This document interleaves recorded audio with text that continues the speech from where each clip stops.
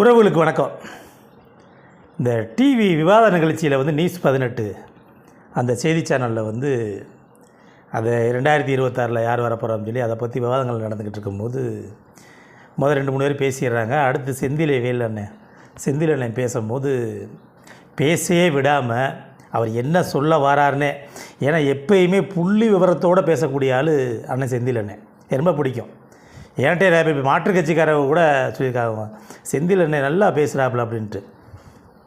இப்போ நேற்று இந்த பிரச்சனை நடந்தவன கூட விடுதலை சிறுத்தை, கம்யூனிஸ்ட் கட்சி இவங்களெல்லாம் தோழர்கள்லாம் எனக்கு அடித்து பேசினாங்க. இன்னும் பார்த்தீங்களா அப்படி பண்ணியிருக்காங்க அப்படின்ட்டு. இந்த சங்கி பயிர்களை பேசும்போது இன்றைக்கி காணொலி போனால், நேற்று எனக்கு வேலையாக இருந்ததுனால நேற்று இந்த காணொலி போட முடியல, வெளியூர் போயிட்டேன். இன்றைக்கி தான் வந்தோடனே சரி இதை போடணுமேன்றக்காண்டி தான் அதை பதிவு பண்ணுறேன். அவங்களுக்கு சுத்தர எதுவுமே, ஏன்னா கருத்தியல் ரீதியாக பேசுகிறவங்ககிட்ட நம்ம எவ்வளோ நேரமாக பேசலாம். அவங்ககிட்ட கருத்தியலே ஒன்றும் இருக்காது. அவங்ககிட்ட என்ன இருக்குது? தற்கூறிகளுக்கு என்ன இருக்கும்? சங்கிகளுக்கு சங்கி பயிர்களுக்கு தற்கூறிகளுக்கு ஒன்றுமே இருக்காது. இதில் சங்கிகளுக்கு இப்போ சொல்கிறோம்ல, எதுக்கு சங்கின்னு சொல்கிறோம்? சங்கின்னு எதுக்கு? ஒன்றுமே தெரியாதவன் ஒன்றத்துக்கு இல்லை இந்துத்துவா, அதை அவனுக்கு நம்மளால தான் பாரத் மாதா கே ஜேன்னு. ஏன்னா மதுரை திருப்பரங்குன்ற மரத்தில் பாரத் மாதா கே ஜேன்றானே. அப்போ எப்படி இருக்கும் பார்த்துக்குங்க. வெற்றிவேல் முருகனுக்கு அரோகரான்னு தான் நம்ம சொல்லுவோம். முருகனுக்கு அரோகரா, கந்தனுக்கு அரோகரான்ட்டு. அங்கே பாரத் மாதாக்கு ஜேனா அவங்க முட்டா பயலுக தான். ஆனால் அந்த முட்டா பயலுக எங்கே போனாலும் ஒரு 10 பேர் போயிடுறது. இவங்களே காசை கொடுத்து சாப்பாடு சரக்கெல்லாம் வாங்கி கொடுத்து அங்கே போய் என்ன சொன்னாலும் கத்திக்கிட்டு இருப்பாங்க. அங்கே பார்த்தீங்கன்னாவே தெரியும். அதிகமாக கத்துறவன் தற்கொலையிலேருந்து கற்றுவேன், சங்கி கூட்டத்துலேருந்து பேசுவேன். இப்போ நாம் தமிழில் இருக்கிற புதுசாக இருக்கணும்னு கத்திக்கிட்டு இருக்கான். இவங்க ஃபுல்லாமே யாரையுமே பேசவே விட மாட்டாங்க. என்னமோ இவங்க கத்துனா இவங்க தான் ஆள் அதிகமாக இருக்கிற மாதிரி நினச்சிக்கிறது. கிட்டத்தட்ட 2 கோடி பேர் உறுப்பினர் மத்தியில் இருக்கும் திமுகவில். 100ல் 1 ஆள் கூட பிஜேபியில் இருக்க மாட்டான். நாங்கள் 1 கோடி இருக்கோம்னா 1 லட்சம் பேர் பிஜேபி இருப்பானா? நினச்சி பாருங்கள். நாங்கள் காரி துப்புனாம்னாவே நீ குளிக்கிற மாதிரி ஆகிப்போயிடும், மூழ்கிடுவேன். அதை கடந்து சரி நீ கருத்தியல் ரீதியாக பேசுனா பேசு. அந்தனே எப்பயுமே பேசும்போது நான் பார்த்துருக்கேன். எல்லாமே அவர் எந்த கருத்து திமுகவுக்கு ஆதரவாக மட்டும் இல்லை, சரியாக இருக்க புள்ளி வரத்தோடு பேசுவாப்புல. திமுகவே ஏதாவது ஒன்று செஞ்சுன்னா தப்புன்னு சுட்டி காட்டுறவர் தான் ஆனால் செந்தில் அண்ணன். அதில் எந்த மாற்று கருத்து இல்லை. அவரை போனவன உரிமையில் பேசிக்கிட்டு வீட்டை குடும்பத்துக்களை பேசுகிறது, இதெல்லாம் என்ன பேசு? இதெல்லாம் என்ன பேசுகிறது? சரி, அது பேசும்போது அதை மேலே காந்திருக்க என்ன சொல்லுவாங்க, விடுங்க நாங்கள் பேசிக்கிறோம்னு சொல்லணும்ல. அந்த சங்கிலுக்கானு காந்திருந்தாலும் பேசவே இல்லை. அதனால தான் இன்றைக்கி ஊமை கொத்தா போட்டு வெளுத்துருக்காங்க மக்களே.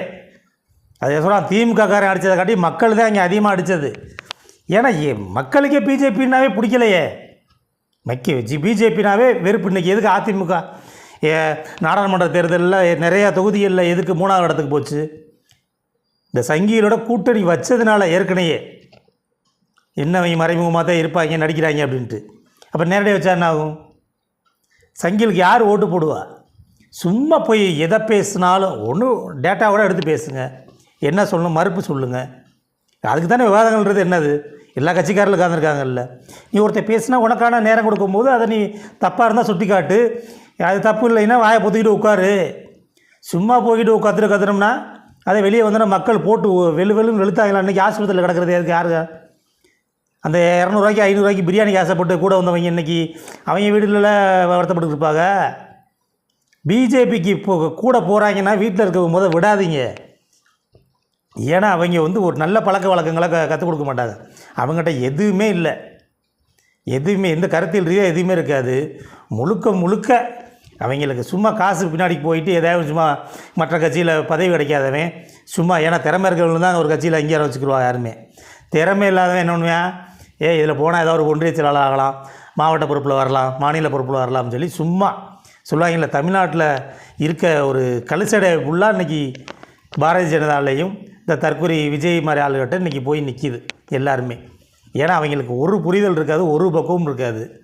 நீ பேசுனதில் புள்ளியாக இருந்துச்சு, ஏதாவது புள்ளி வரத்தோடைய தப்பாக இருந்தாலும் சொல்லு. நீ போகிற போக்கில் இருந்தீங்கன்னா அவர் அதை உங்களோட என்ன நீ கருத்தியல் ரீதியாக பேசினீங்கன்னா உட்காந்துருப்பார். இங்கே மட்டும் இல்லை, தங்கச்சி மதிவதினி போனாலும் சரி, திமுக யார் எப்போ போனாலுமே ஒரு 10-15 பேர் உட்காந்துக்கிறாங்க. தேட்டரில் உட்காந்து கத்துற மாதிரி ஃபுல்லாக கத்துறது. ஏன்னா அவங்க கத்த சொல்லி தானே கூட்டிகிட்டு போகிறாங்க அவங்க. அதனால தான் வெளியே வந்தோன்னே போட்டு வெளுன்னு வெளுத்துருக்காங்க.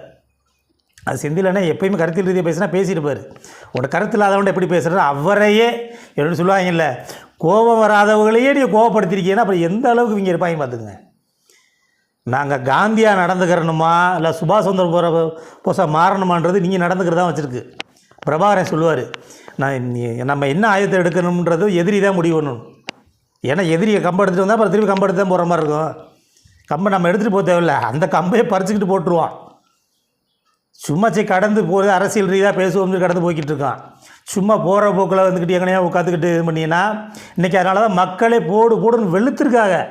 காவல் நிலையத்தில் போனோன்னே கேட்டிருக்காங்க, என்ன காயம்லாம் பெருசாக ஒன்றும் இல்லை ஐயா, எல்லாம் ஊம காயங்கய்யா, போட்டு 10-15 பேர் போட்டு மிதின்னு மிதிச்சிருக்காங்க. ஏன் நான் பொறுப்பாளர் இருக்கேன், பொறுப்பாளரோட வாயிலே மிதிச்சிருக்காங்க. இது தேவையா மக்கள்கிட்ட அடி வாங்கணும்ட்டு? திமுக கட்சிக்காரன்ட்டு அடி வாங்கியிருந்தாலும் கூட நீ கட்சிக்கு ரீதியாக அடிச்சோன்னு சொல்லி போயிடலாம். நீ மக்களே அங்கே வெளியே நின்றவங்களே உன்னை அடிக்கிறாங்கன்னா என்ன அர்த்தம்? உங்கள் மேலே உள்ள வெறுப்பு, அந்த ஏற்கனவே வாங்குகிற சில ஓட்டுகளும் ஒன்றுமில்லாமல் போகுது. நீங்கள் நடந்துக்கிறத வச்சுக்கிட்டு வெளியே வந்து திமுக அப்படி பண்ணிடுச்சு. திமுக பண்ணணும்னு நினச்சின்னா நீங்கள்லாம் வெளியே நடமாட முடியுமா? நீங்கள் மற்ற மாநிலத்தில் பண்ணுறீங்களே சங்கி கூட்டங்களா, நீங்கள் ஆளுங்கட்சியாக இருக்கிற இடத்துல என்ன நாட்டிலையும் பண்ணுறீங்க, எங்கே அப்படியா நடக்குதா? எல்லாத்துக்கும் கருத்தில் சுதந்திரம் இருக்கிறதுனால தான் எல்லாருனாலையும் பேச முடியுது. ஒன்று பேசுகிறோம்னா மறுப்பு பேசு, சரியாக பேசு. எதுவுமே இல்லைன்னா வாயை பொத்திட்டு உட்காருங்களடா. போகிற வழியில் போய் எங்கேயா அப்படி எதுக்கு வாயில் மிதிச்சுட்டு, அதெல்லாம் வாயிலே மிதிச்சோம்னு காவல் நிலையத்தில் போய் என்னை வாயிலே மிதிச்சான்னு சொல்கிறது உனக்கு அசிங்கமாக இல்லை? மானங்கட்ட பயிலா உங்களுக்கு சூடு சொரணம் இருந்தால் தானே. ஆனால் செந்தில் அன்னை வாராரு, சும்மா ஆதரவாக பேசுகிறாரு, யாரும் நினைக்காதீங்க. இன்றைக்கி திமுக தொண்டர்கள் அனைவருமே செந்தில் அண்ணனுக்கு ஆதரவாக தான் இருப்பாங்க. அவர் கட்சியில் தான் இல்லையே, அவர் உண்மை பக்கத்து நிற்கிறாரு. நாளைக்கு திமுகவே தப்பு செஞ்சால் அவர் சுட்டி காட்டுவார், அதில் எந்த மாற்று கருத்து இல்லை. நானே அவர் நேராக பேசும்போது நான் பேசியிருக்கேன், ஆனால் நீங்கள் சரியாக இருங்கண்ணே, யார் தப்புனாலும் சுட்டி காட்டுக்கணே அப்படின்ட்டு. நான் எங்கிட்ட எந்த தவறு இல்லை, அதனால் எங்களை பேசலை. நீங்கள் மொத்த சவர் இருக்கும்போது அவர் என்ன நினைக்கிறாரு, இந்த இன்றைக்கி இப்படி இருக்கும் போதே நீங்கள் நோட்டாக்கு கீழே இருக்கும் போதே இந்த பண்ணுறீங்க, உங்களெல்லாம் வளர விட்டால் என்ன ஆகும்? நாளை தலைமுறை நல்லா இருக்கணும்னு நினச்சி தான் அவங்கெல்லாம் அப்படி பேசிக்கிட்டு இருக்காங்க. இல்லைன்னா அவரெல்லாம் ஊடகத்துறையில் வேலை பார்த்தவர் தான். அவர் ஊடகத்துறையில் யார் வேலை பார்க்க விட்டா? ஒரு அறிவு சார்ந்த ஆள் இருக்கிறத நீங்கள் மேலே ஏன்னா ஒன்றிய அரசில் நீங்கள் இருக்கிறதுனால, அதிகாரத்தில் இருக்கிறதுனால அந்த தொலைக்காட்சி நிர்வாகத்துக்கு ஃபோன் பண்ணி இவரெல்லாம் வேலையில் வச்சுக்கிறாதிய அப்படி சொல்கிறது. அவர் இன்னொரு தொலைக்காட்சிக்கு போனார், நியூஸ் 7 இருந்து அங்கிட்டு போனார், அப்புறம் புதிய தலைமுறை போனார். எங்கே போனாலும் அவரை வேலைக்கே பார்க்க விட மாட்டேன். இதே நியூஸ் 18லையுமே வேலை பார்த்தார்.